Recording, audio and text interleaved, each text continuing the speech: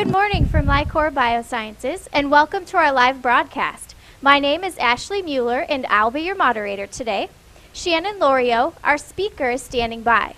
You may submit questions today by using the email address learn@licor.com, but if you'd rather, our panelists will also be available via phone at 800-447-3576.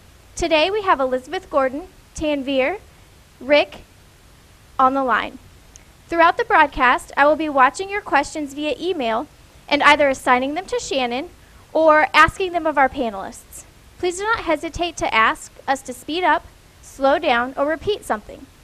I'm glad so many of you could join us today, and we look forward to hearing from you throughout the presentation. Let's turn the floor over to Shannon. Shannon? Thank you, Ashley. Welcome, everyone. Today, I would like to focus on taking your LI-6400 out of storage. Some of you may have been using your instruments all last field season, and now you would like to take it out of the shelf, and you would like to thoroughly go through it and make sure it's ready for your measurements. So to begin with, I think a good thing to look at is your power supply. And there are obviously a number of different ways you can power your instrument. And the main one, if you're doing field work, is going to be your batteries. So I'd like to bring up a table from our manual. This is in book 1 of your LI-6400 manual. And if you'll turn in that book to page 2-18, you will see a table 2-1. And in this table, you will see a variety of power supply options for your instrument. So it's a good idea to think about how you will be using your instrument. And if you're going to be operating both your light source and your temperature control, then you want to, you'll be using about 3 amps of power. And if that's the case, you can see according to the various options in that table about how long you'll have to use or what the capacity of that power supply is. You can see 2 fully charged batteries will give you about 2 hours of use in that arrangement. You can also use your battery charger along with a cable that comes with your instrument, but you do also have to have 1 battery connected to your instrument at that time. And in that configuration, you will get about 3 hours of life. If you use the 6400-70 AC power supply, which is an optional accessory for the instrument, that will give you indefinite power supply. However, you do have to be connected to mains power in that situation. The other columns in this table, you'll see if you are drawing 2 amps, then that is probably you're running your light source, but you're not controlling your temperature control. And then the first column in this figure is if you are not controlling temperature and you're not controlling light. You'll be drawing about 1.5 amp hours.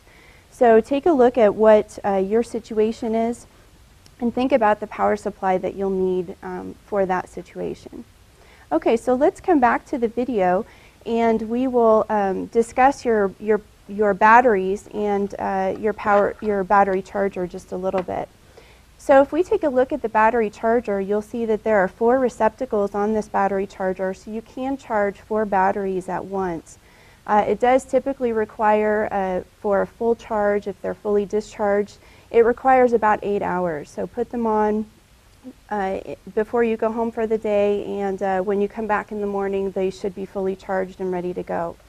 You'll notice if you have your battery charger plugged into AC, this top LED will be lit, indicating that the battery charger is receiving power.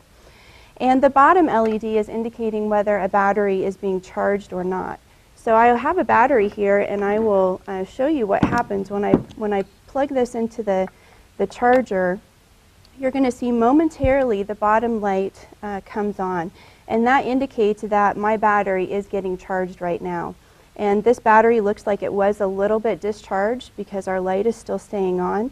If we had a fully charged battery, you would expect, and there it went, you expect the bottom LED to go out. And that indicates that this battery is fully charged now. What can happen is if you have stored your batteries in a completely discharged state, the battery capacity will basically never come back to its original capacity. So it's really not a good idea to store your batteries in a discharge state. If you have done that, then you may not see any indicator when you plug the battery in. And another possibility is that if you plug your battery in and this bottom charge light does not come on and it doesn't power your instrument, there's a possibility that the fuse inside the battery could be blown.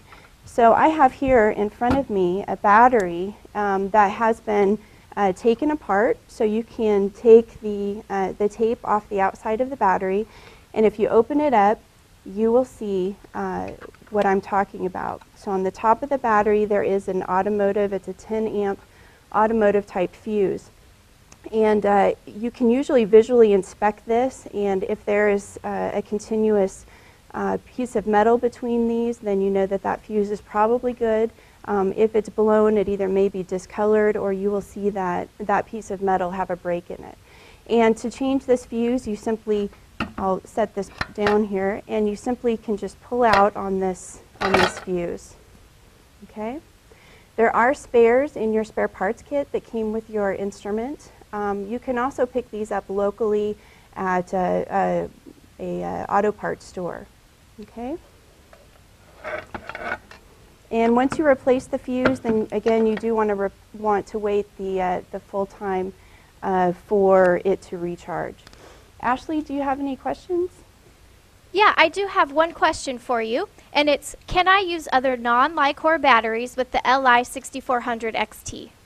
Oh, that's a great question. Okay, yes, you can use other batteries with the LI-6400. We do send one of these connectors. You'll see on the end of this cable, it's a black connector that looks exactly like what we have on the end of our batteries. So there are some spare connectors in your spare parts kit, and you can simply wire that up to another external battery. You do want to make sure it has a sufficient capacity. You can see we need at least 3 amp to power your temperature control and your light source. And it does need to provide 12 volts. Okay, so as long as it meets those criteria, yes, you can use other batteries. So thank you for that question. Okay, now that we've discussed the power supply, let's move on and talk about what sorts of things, other items with the console that would be good to check when you're taking your instrument out of storage. So I have an instrument here that I have partially disassembled, and we have taken off the screws on both sides of the case. And when I've done this, I can simply lift up on the handle, and the case will separate from the inside will separate from the outer case. And what I want to show you here is there is an internal air filter that we have in your instrument. And it's this blue filter that you see here, and it has an arrow pointing in the direction of the airflow. This filter is a good idea to change every year. So when you're getting ready for your field season, that's a good time to go ahead and replace this filter.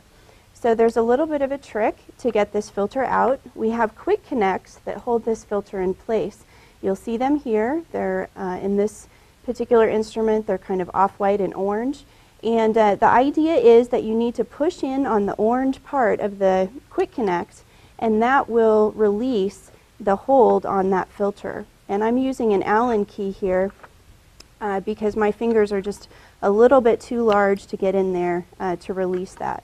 Once you have one side, you can go ahead and take the other side out, and then you have your filter.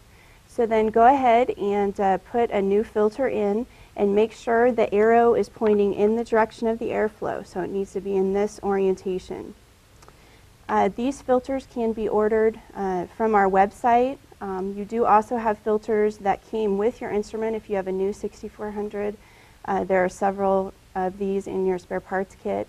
It is a good idea once you've taken the used one out to go ahead and throw it away. Don't just set it on your tabletop because you cannot tell whether that filter is used or not simply by looking at it. So don't just leave it in a drawer and then next year you won't remember if that is used or not. While you have the console taken apart, it's a good idea just to double check your other quick connects. You'll see we have a quick connect here, and the best way, set this down a little bit, the best way to check this is just to tug on the bevel line tubing and just make sure that it's nice and snug in here.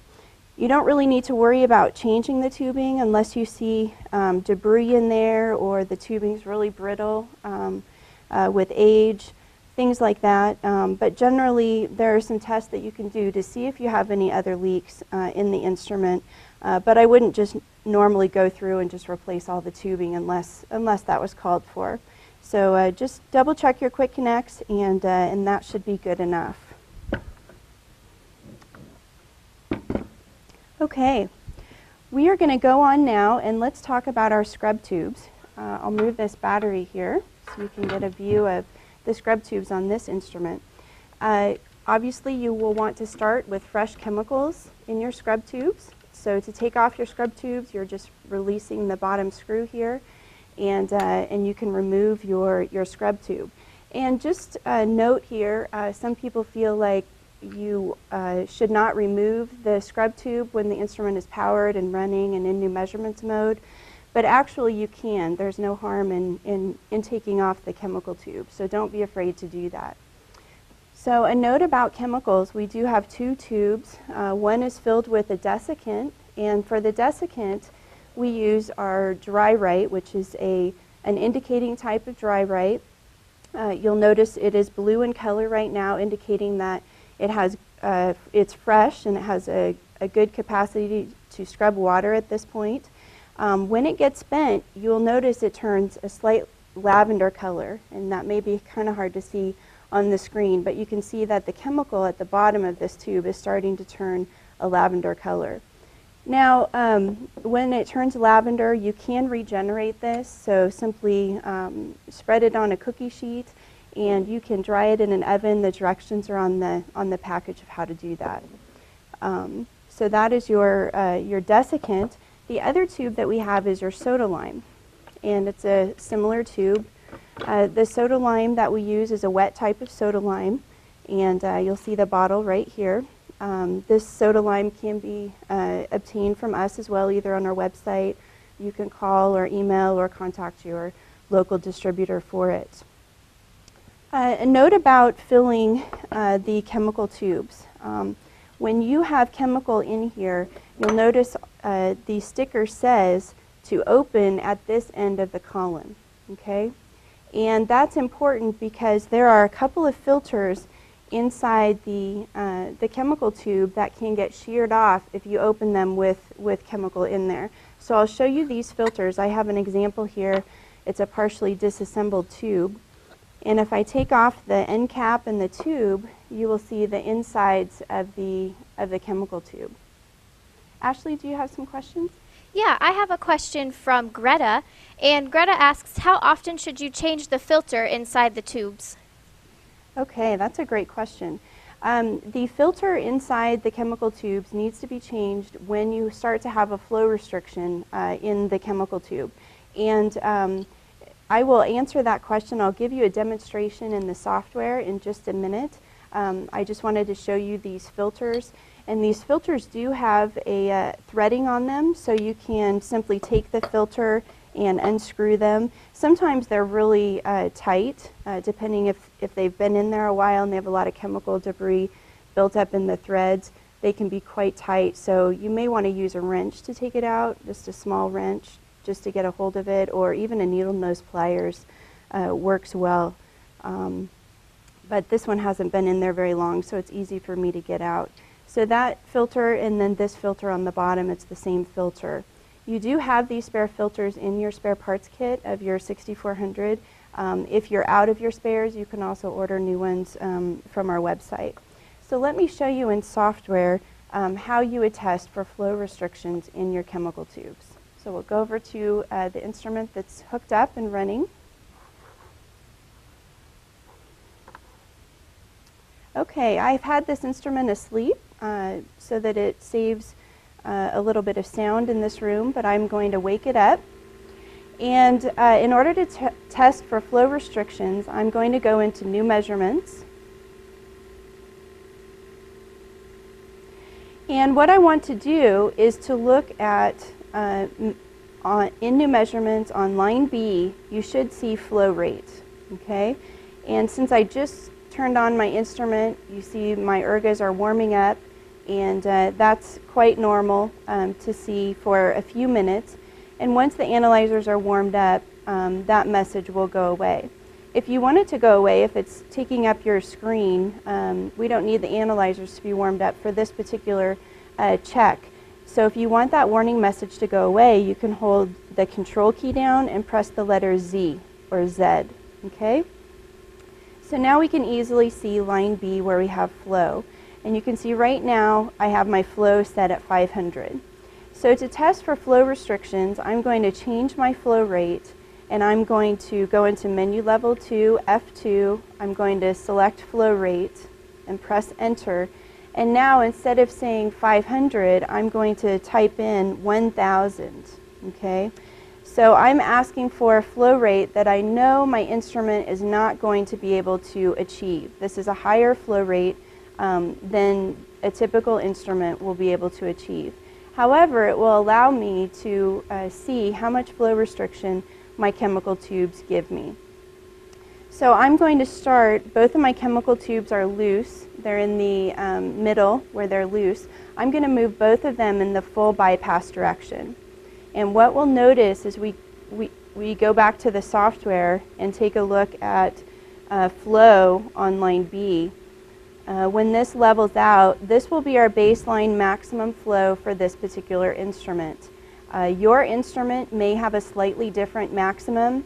It is a good idea to write this number down so you know what is your typical instrument's maximum flow.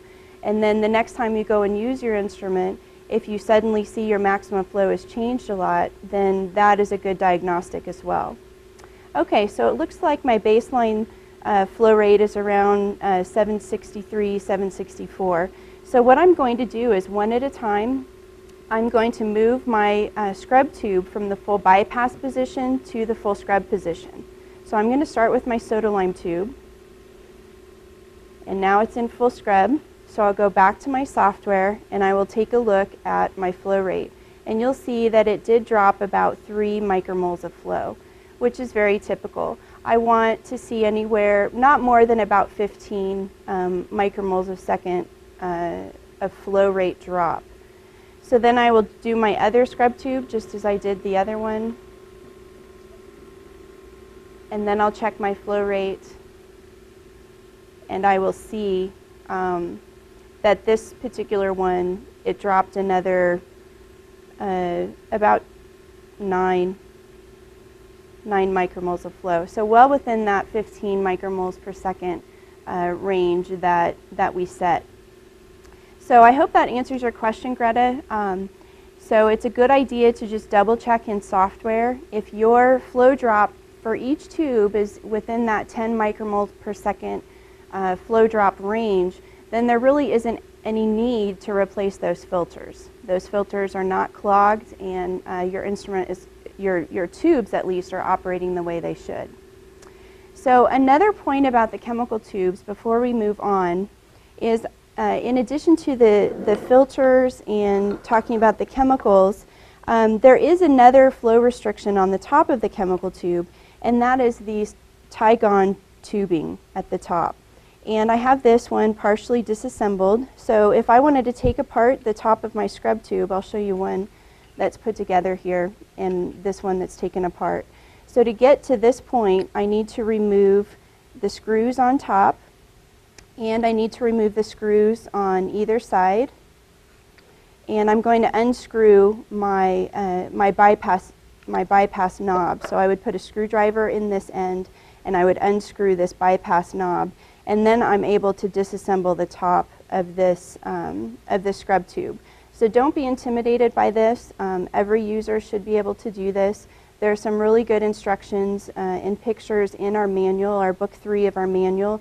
And you can always, of course, call us if you want someone to walk you through this. But this chemical tube I've disassembled, and here you can see the tygon tubing. I'll see if I can get this in a better orientation so that you can see it. So you can see they're very small, clear pieces of tubing. And what can happen is if you have left your scrub knob in the full scrub or the full bypass position for several months, maybe the last time you used the instrument was in the field, you put it on full scrub, specifically the soda lime column, this is very common to do this, but you put that knob on full scrub and then you leave it and forget about it. Well, the issue is when the knob is in full scrub or full bypass, that means it's going to be squeezing one of these tubes shut. And when you come back and take a look at it, you'll notice that there's a crimp, or a permanent crimp. This tubing has been deformed and not allowing the normal airflow through that tube anymore. So if the flow restriction test that we just did failed, it may not be only the filters that need to be replaced. It could also be the tygon tubing. Okay, so that's another thing. To replace the tubing, you simply pull it off the hose barbs, and then you can take spare tubing and cut it to the desired length. Ashley, do you have any questions? I don't have any questions right now, but I'd like to remind our audience that they can submit questions via email at learn@licor.com or via phone by calling 800-447-3576. And our panelists will be picking up that line if you call in. Great, thank you. Okay, moving along, we've covered our scrub tubes, and now another thing that's a good idea to check is the cigarette filter in your CO2 source assembly. There is a cigarette filter that the purpose is to remove oil from the CO2 cylinders. So some of the CO2 cylinders contain a lot of oil, and the cylinders that we're talking about are these 12-gram cartridges filled with liquid CO2. And these cartridges do have some oil contained in them. If you use LI-COR cartridges, there is very little oil, and you do not have to replace this filter except every 25 cartridges. So about every box of CO2 cylinders, then you should replace this cartridge. It is also possible to obtain cartridges locally. The caution there is just to double check this filter and to make sure that it's nice and clean after your first couple of cartridges, because local cylinders may have a lot of oil in them. If the oil gets beyond this cigarette filter, it will clog up this copper tubing, and it will clog up a flow restrictor up in this position. If it gets beyond the flow restrictor, oil inside your instrument will clog the CO2 mixer, and it will just take a really long time to get to a specific CO2 set point. And to be able to fully clean that up will require work back here at the factory. So let me show you how to change this filter. Basically, you need to unscrew the cap, and then you will have a cigarette filter removal tool. It comes in with each box of LI-COR cartridges that you order from us. You'll notice that it does have a little hook on the end of it, and that little hook is designed to catch into the fibers at the bottom of the cylinder. So what I'm going to do is I'm going to run this hook down to the bottom of the cigarette filter assembly, and then I'm going to twist it so that that hook gets into the fibers. And then I simply pull up, and there it went. Here is my, my used filter. And this particular filter looks pretty good. There's not a lot of yellowing or discoloration in here, which I would expect if there had been a lot of oil content in the cartridges that I've used. So double check your cigarette filter when you're getting ready for the field season, and then just remember about once a month you should probably check that if you're using LI-COR cartridges. And if you're using cartridges from another manufacturer, I would definitely keep an eye on that at least once a week while you're using the instrument. Yes, are there any questions? Yeah, I have a question from Thomas, and Thomas asks, what is the best position of the scrub for storage of the equipment? That's a great question. The best position for the scrub knob is actually right in the middle. So right in the middle, neither of these tubes are getting crimped. So they are in their best position for storage. Okay, so that's a good question. Okay, after the cigarette filter, we have pretty much exhausted some of the post-storage checks that I would do with the console. And now we're ready to move on and pay attention to the sensor head. And what are some of the things that I would check on the sensor head after I've had my instrument stored for a period of time? Probably one of the first things and one of the most obvious things to users are the chamber gaskets. So depending on what chamber you're planning to use, you may have the fluorometer chamber, or you may have the red-blue light source chamber, or you may have our standard clear chamber. But each chamber has gaskets associated with that chamber, and that allows us to be able to seal around the samples that we're trying to measure. And so we want to make sure that these gaskets are in good condition. We don't want to see any cuts in them, and we want to make sure that we're able to get a good seal around our leaf sample. So depending on the chamber that you're using, you may have either white or black gaskets. If you're using a light source as your top chamber, you should be using white gaskets on the top. And that's true for the fluorometer, it's true for the 2x3 LED light source chamber. You need white on the top. On the bottom, we use a different material of gaskets that uses the black neoprene gaskets. And these tend to last a lot longer. They're spongier material, and you'll notice as you use them, they tend to bounce back a lot easier. The white poly material, this does conform well, but typically you need to replace it more often. It doesn't bounce back nearly like the black neoprene does. Okay, so some of the tips for replacing gaskets, you really want to try to get a corner of the gasket if you're going to get under that adhesive, and that will allow you to pull that gasket back, and it will hopefully take off all the adhesive with it. And this particular one was very cooperative, and it came off nicely. But if you do see some residue of adhesive, it is a good idea to try to remove that. It's useful to use if you have a new gasket. You can remove the inside of that new gasket, and you can take the backing off of it.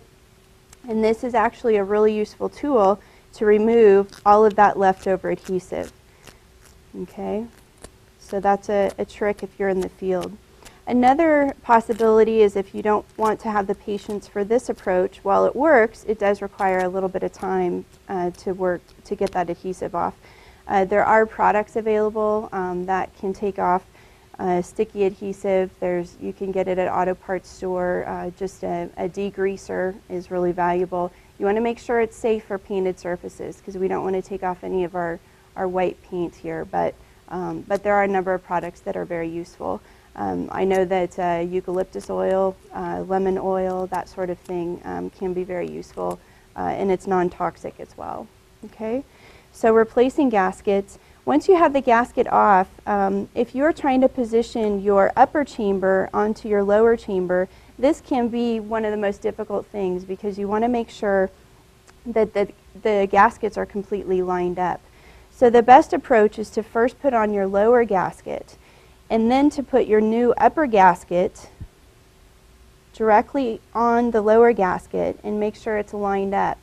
And then to go ahead and close your chamber, and that will make sure that the upper gasket is exactly matched up with the lower gasket. And that is a good tip for the fluorometer chamber and our other chambers that close in this manner. Okay? So those are our chamber gaskets. We will move on and now talk about our leaf temperature thermocouple. Your leaf temperature thermocouple, this can be hard to see. I'm actually going to go back to the other instrument that is running right now that we can hear. And hopefully you'll be able to see this, this thermocouple. But the idea is that if you are to lay a business card across the lower surface, or where your leaf would basically be in your chamber, if you were to place a business card in this location, you would want to see that thermocouple about 1 millimeter above the plane of that business card. Okay, and that makes sure that you have the thermocouple positioned properly. If it's not positioned properly, what you can do is you can take the thermocouple. There's an O-ring in the bottom of this sensor head. There's an O-ring in the bottom that holds that in place. And so you can pull down or push up on that thermocouple to make sure that it's in the right position. Now, if you do happen to, on accident, bend this thermocouple where you no longer see the bead of the thermocouple at the apex, you can very gently re-bend that back into place. Just be really careful. Our thermocouple wires are very fine in order to have the resolution and sensitivity that we need. So just be careful when you're working in that, but you may be able to gently bend it back into place. If you have accidentally broken your thermocouple, then you can just simply pull this thermocouple out, disconnect it here, and then replace it with another thermocouple. You did receive a couple of spare thermocouples with your 6400 in the spare parts kit, and you should have the ability to order other spares from either our website or from your distributor. And so you can see they're very, very easy to replace, but they are very important. So one thing that you may want to check is if you've put in a new thermocouple or if you haven't used your instrument for a while, it's a good idea to check the leaf temperature 0 on your thermocouple. And so I'll go back to the software and show you how we can check our 0.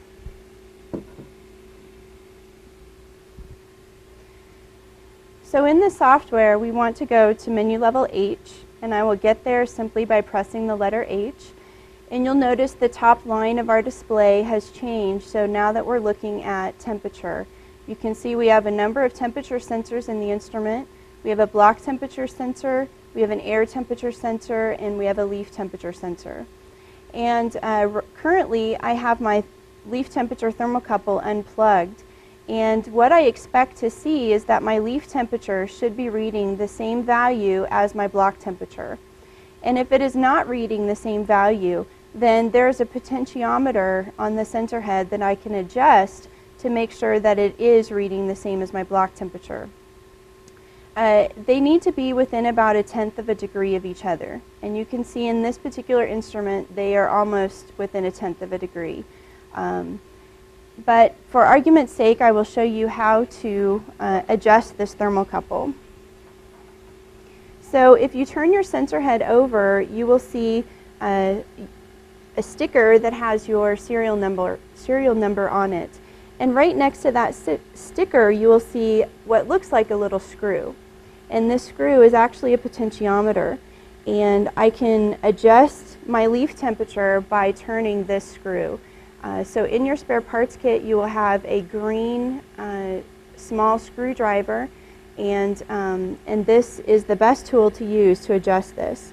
So I'm going to put my screwdriver in there, and then I'll go back and take a look at my software. And while I'm adjusting this, I want to watch my software, and I want to make sure that my leaf temperature is being adjusted to match my block temperature. So in order to decrease my leaf temperature, I move it in a counterclockwise direction, and in order to increase the leaf temperature, I move it in a clockwise direction. So this particular instrument, it did not need a lot of adjustment, but you can see now they are matched a little bit closer than they were previously. Okay. Once my adjustment is made, then I can go ahead and reconnect my leaf temperature thermocouple. You'll look at your thermocouple purple connector, and you'll notice that there is a positive and a negative. And if you look on your sensor head, you'll also notice it's labeled positive and negative. So you should not be turning this around. They're also slightly different widths. The parts of the connector you're inserting are slightly different widths, so hopefully you won't turn those around. Okay, do we have some questions? Yeah, I do have a couple of questions. The first is from Aaron. If I match the gaskets you described earlier, but the white upper gasket is skewed on the chamber lid, is that a problem? Yes, so the important thing with matching your gaskets, you want to make sure that the inside area is going to be matched. So the inside area of both of the upper and lower chambers needs to be matched. As far as being skewed, it may be, if you followed that procedure, you can kind of tell just by looking from the side whether the gaskets are lining up. And I'm wondering if that's what Aaron means, that he's lined them up this way and he's closed the chamber down and the gaskets just look like they're not lined up perfectly. That may be they just need to be slightly adjusted a little bit. The other issue that can happen is maybe those gaskets were put on at a different time, and now you go back and take a look at the gaskets later, and you might notice with that the hinge can get bent. So if the sensor head has been dropped or something like that, you may notice the hinge gets bent a little bit, and that can cause the gaskets not to match up perfectly. So yeah, it is important to make sure you do get those matched properly. And you had another question? Yeah, I have a question from Shari, and it is, what if the tube near the thermocouple is split? Okay, that's a great question. The tube near the thermocouple, I'll show you in this sensor head.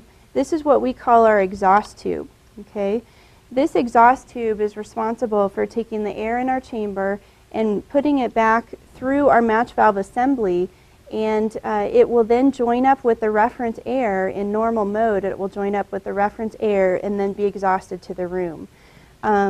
So in match mode though, this valve or this piece of tubing is very important because it takes the air that's in our sample chamber and it redirects it via this match valve through our reference chamber, and it makes sure that that the airstream is the same, or that the analyzers are reading the same when they see the same airstream.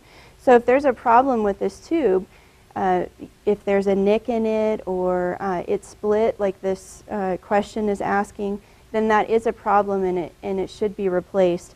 Very simple to do. I think it's easier to pull it off of the chamber first. Once you pull it off of the chamber, then you can disconnect it from the sensor head. And you can see actually in this particular example, the very top of this tube does have a cut in it as well. And if I were to use this tube like this, I could be getting leaks in my measurements, and I would have a problem, especially if I have a big CO2 gradient between inside and outside of the chamber. So it is important to pay attention to this exhaust tube and to make sure that it's intact and it doesn't have any splits. Thank you for taking those questions, Shannon.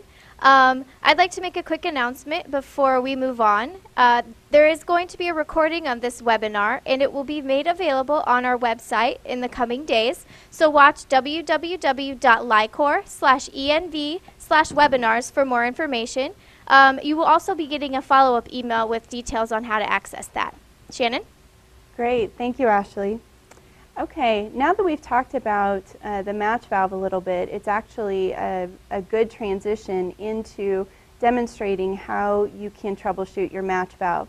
Your match valve is something that also has a tendency to be stuck if you've had your instrument in storage for some time.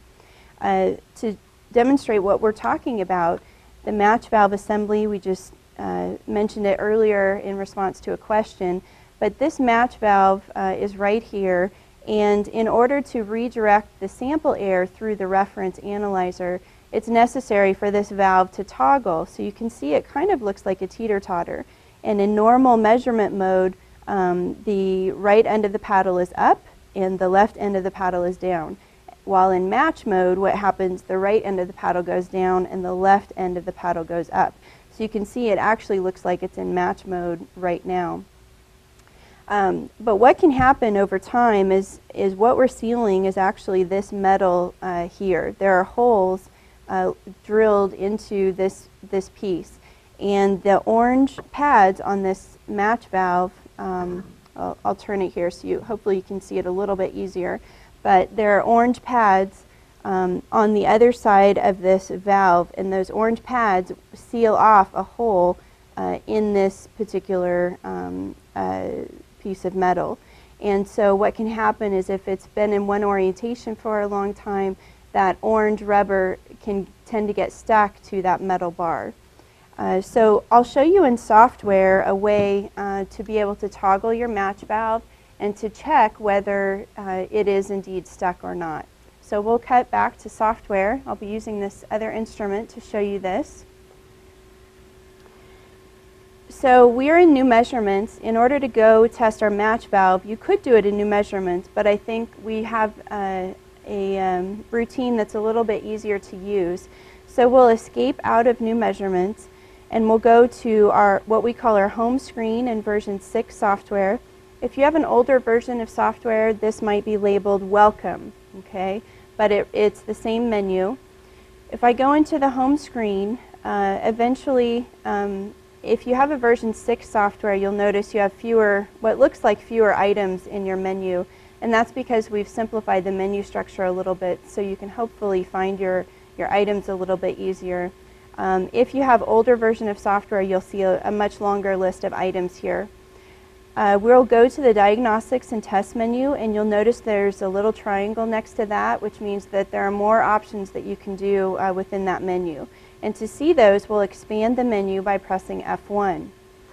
We'll go down and we'll choose what is called Match Valve Tester. So whether you have old software or new software, you should have this testing option. So we'll press Enter to go into that mode. And here it even tells us when we are in match mode, the right end of the paddle should be down. And if I take a look at this instrument that I'm using here, I notice that it is not in match mode, and you can see on the software it is not either. And if I press the toggle button, I should see and hear my match valve toggle. And if I press the toggle button again, I can make it go back to normal measurement mode. So it's a good idea to double check that your match valve is not stuck. If it's not responding when you do this test, one of the ways you can get it unstuck is to actually hold down the toggle key. And what you'll notice is it actually buffers your keystrokes. Do you hear that? That is the match valve going back and forth because I've held down that toggle key.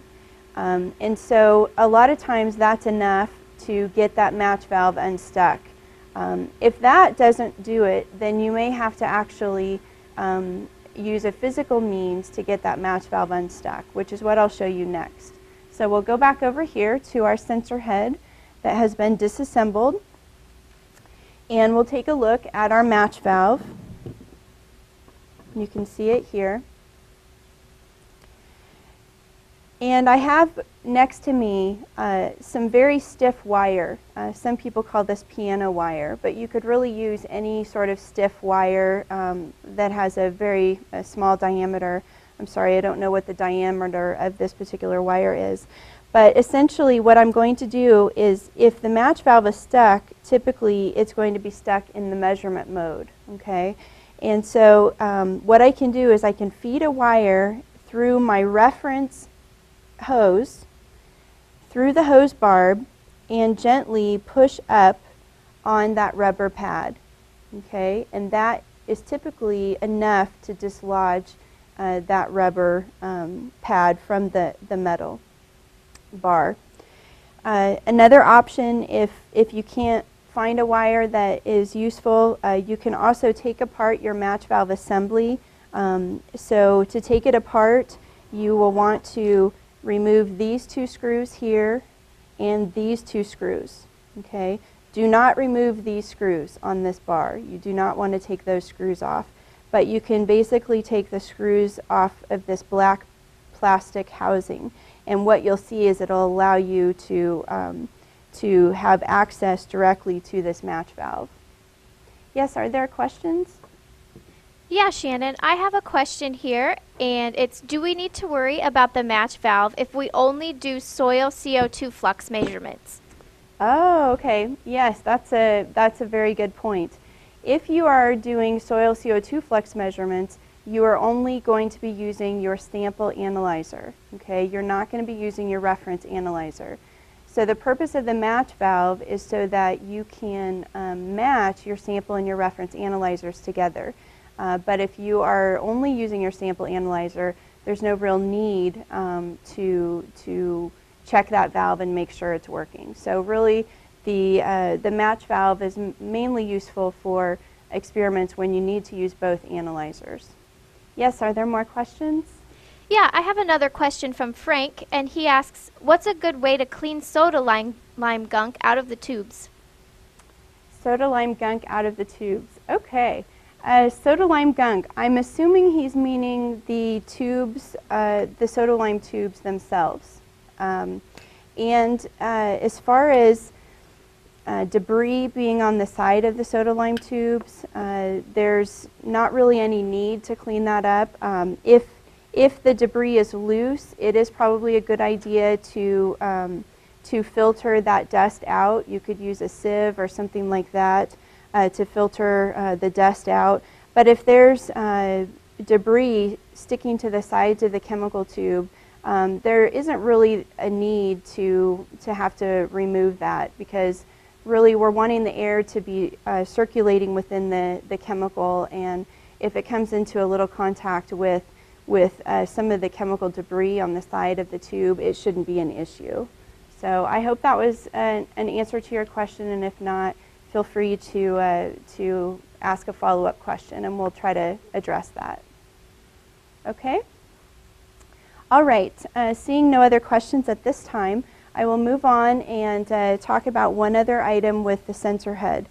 So in addition to the match valve, another item that I would want to look at when I'm getting ready for the field season is to make sure that I have a good handle on my AGC voltages. The AGC voltages give you an indicator of whether your analyzers are starting to get dirty or not. If there's some dirt and debris that builds up in the analyzers, that will not cause a problem with your measurement, because we have, in the way that the analyzer works, we reference that out with some optical filters. So if there's dust or debris in there, it's not going to impact the quality of your data. However, if your AGCs are climbing and climbing, then there's a gain control that gets boosted on the analyzer, and there's only so much room that the analyzer can get adjusted in order to do an accurate job.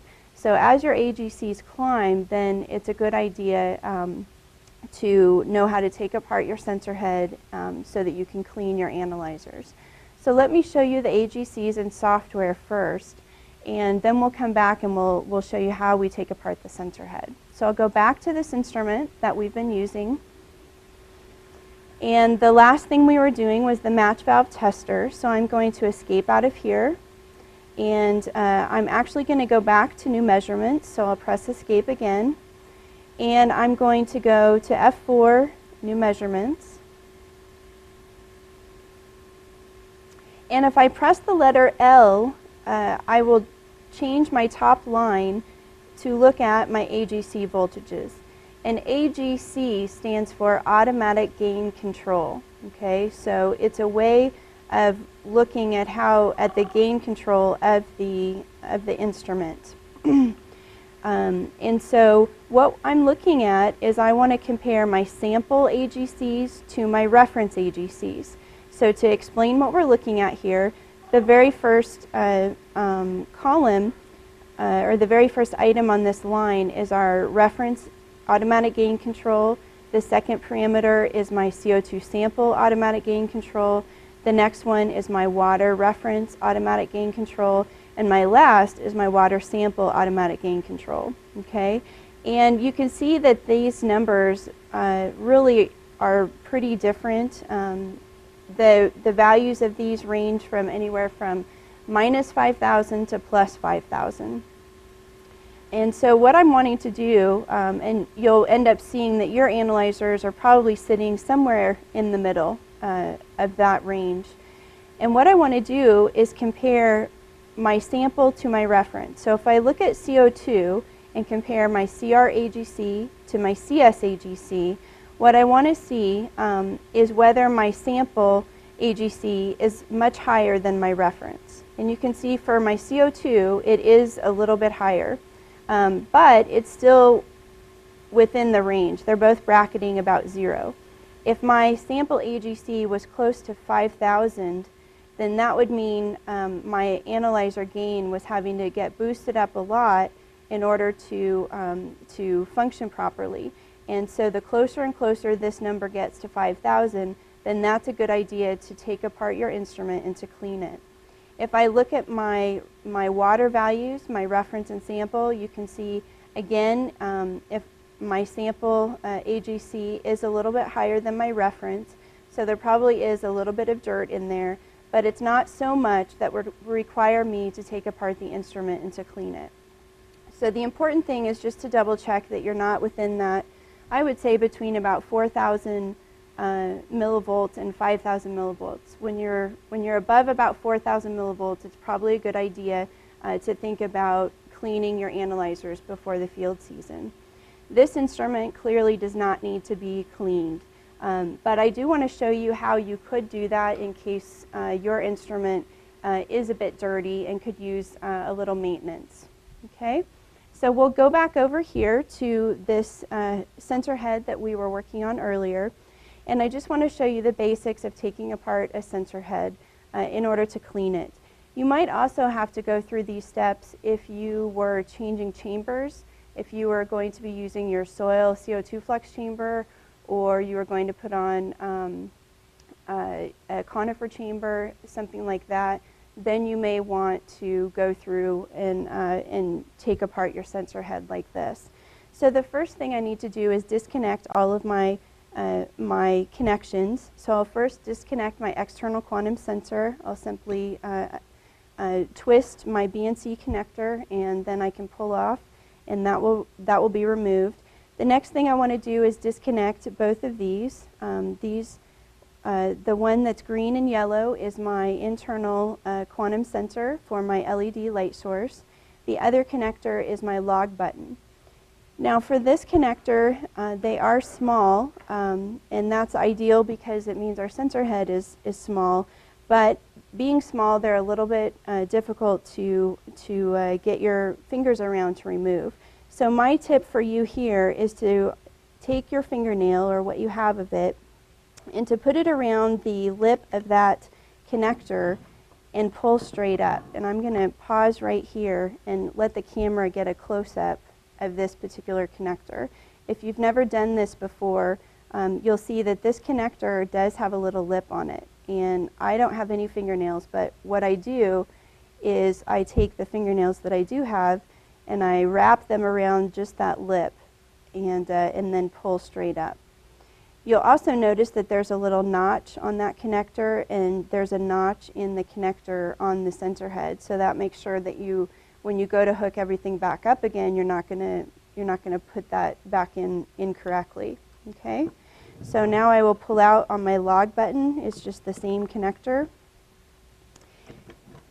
And then I will disconnect my power supply for my light source. And the connector, I think, sometimes makes you think that you need to unscrew it, but you actually don't. You just pull straight up on it, and it is a tight connection, so don't be afraid to pull on it. And this is the power connector for our LED light source. Once those connections are disconnected, the last connection I want to remove is that leaf temperature thermocouple that we talked about earlier. I'm just going to pull straight out on my leaf temperature thermocouple purple connector, and that will come apart. Okay? So how do I take apart my sensor head? Well, I have cheated a little bit here.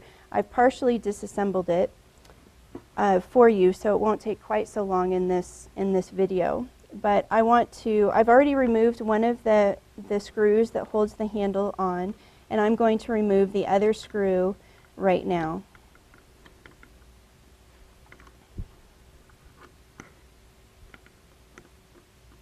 once this screw is out, you're going to see that there's a small plastic spacer, wafer board, on the other side of the handle. I'll turn it so you can see what I'm talking about. This is actually not a mistake. I think sometimes it looks like there's an extra piece here, but this does serve a purpose. It creates a thermal barrier between your hand and the sensor head, so that when you're holding the handle out in the hot sun, you're not going to be putting extra heat load onto your instrument. So once my handle is